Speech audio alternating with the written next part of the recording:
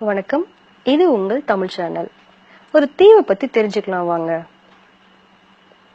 1.5 லட்சம் தமிழர்கள் வாழும் ரீயூனியன் தீவு.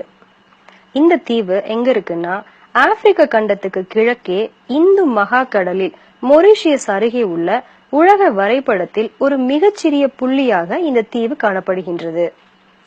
இந்த தீவில் தமிழர்கள் 1.5 லட்சம் பேர் வாழ்றாங்க என்பது ஒரு பெரிய சந்தோஷமான விஷயமும் கூட. பிரான்ஸ் நாட்டிலிருந்து மிக தொலைவில் இருந்தாலும் கூட இது பிரான்ஸ் நாட்டின் நிர்வாகத்திற்கு உட்பட்ட ஒரு பிரெஞ்சு பகுதியாக இன்னமும் இருக்கு.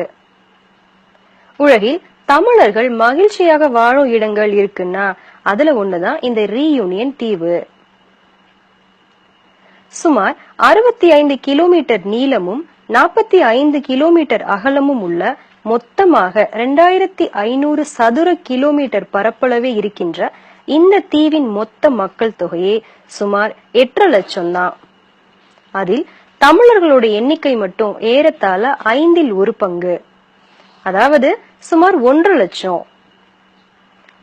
170-180 ஆண்டுகளுக்கு முன்னால் பிழைப்பு தேடி தமிழ்நாட்டை விட்டு வெளியே சென்ற தமிழர்களின் சந்ததியினர் தான் இப்போ இங்க வாழ்ந்துட்டு இருக்காங்க. உலகில் தமிழகத்திற்கு வெளியே சென்ற தமிழர்களில் மிகவும் மதிப்புடனும் மகிழ்ச்சியாகவும் சாதிய பாகுபாடு இல்லாமலும் சம உரிமை பெற்று வாழ்கின்றவர்களில் இவர்களே முதன்மையானவர்கள்.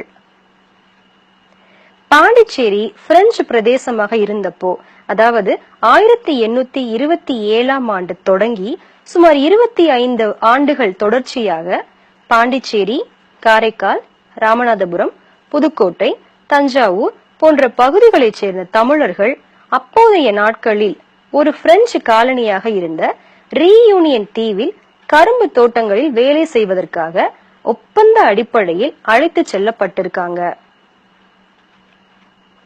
இரண்டும் பிரெஞ்சு பிரதேசங்களாக இருந்ததனால விசா, பாஸ்போர்ட் போன்ற பிரச்சனைகளே இல்ல.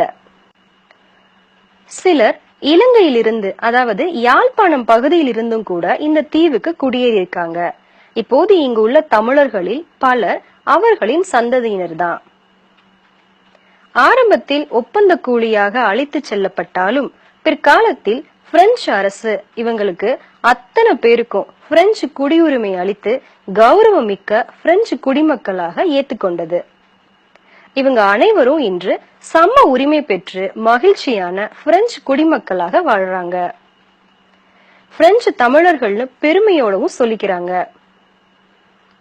ஆப்பிரிக்கா பிரெஞ்சு கலாச்சாரங்களுடன் ஒன்று கலந்துட்டாலும் இன்னமும் இவங்க தங்களுக்கேத்த முறைகளில், அதாவது தமிழ் பண்பாட்டு வழிகளையும் விட்டுவிடாம தைப்பூசம், பங்குனி உத்திரம், காவடியாட்டம், கரகாட்டம், காளியம்மன், முருகன், சிவன் எல்லாம் இவங்களை இன்னமும் தமிழுடன் இணைத்து வைத்திருக்கின்றது. அத்தனையும் இப்போதும் விடாம கொண்டாடி கொண்டு இருக்கிறாங்க. வெளியில் ஆப்பிரிக்கா பிரெஞ்சு கலாச்சாரமும் இருந்தாலும் வீட்டுக்குள்ள இன்னமும் தமிழ் வாழ்கிறது. தமிழ் நாட்டிலிருந்து கலாச்சார தொடர்பை அவர்கள் எதிர்பார்க்கிறார்கள்.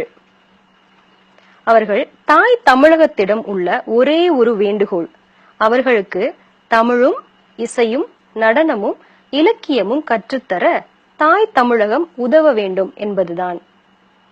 இதுக்கு நம்ம தமிழக அரசு செவி சாய்க்குமா அப்படிங்கிறது தெரியல. அற்புதமான இயற்கை வளம் நிரம்பியது இந்த ரீயூனியன். இதுவரை 100 முறைகளுக்கு மேல் நெருப்பு குழம்பு கக்கியுள்ள 2 எரிமலைகள் இந்த தீவுல இருக்கு அப்படிங்கிறது கேட்கவே கொஞ்சம் பயமா இருக்கு. அதுல ஒண்ணு சுமார் 2600 மீட்டர் உயரம் உள்ளது, மற்றொன்று 3200 மீட்டர் உயரம் உள்ளது. இந்த எரிமலைகளின் சரிவுகளில் அடர்ந்த காடுகளும் இருக்கு. ரீயூனியன் தீவின் மற்றொரு குறிப்பிடத்தக்க விஷயம் என்னன்னா அந்த தீவோட மழை வளம். அதாவது 1966ஆம் ஆண்டு ஜனவரி 7 மற்றும் 8ஆம் தேதிக்கு இடைப்பட்ட இந்த 24 மணி நேரத்துல அங்கு 1870 மில்லிமீட்டர், அதாவது சுமார் 73.6 இன்ச் மழை பெய்தது. இது ஒரு உலக ரெக்கார்டு. இதுவரை இந்த ரெக்கார்ட் முறியடிக்கப்படல. தமிழ் சேனல் உங்களுக்கு பிடிச்சிருந்ததுன்னா லைக் பண்ணுங்க அண்ட் சப்ஸ்கிரைப் பண்ணுங்க. தேங்க்யூ.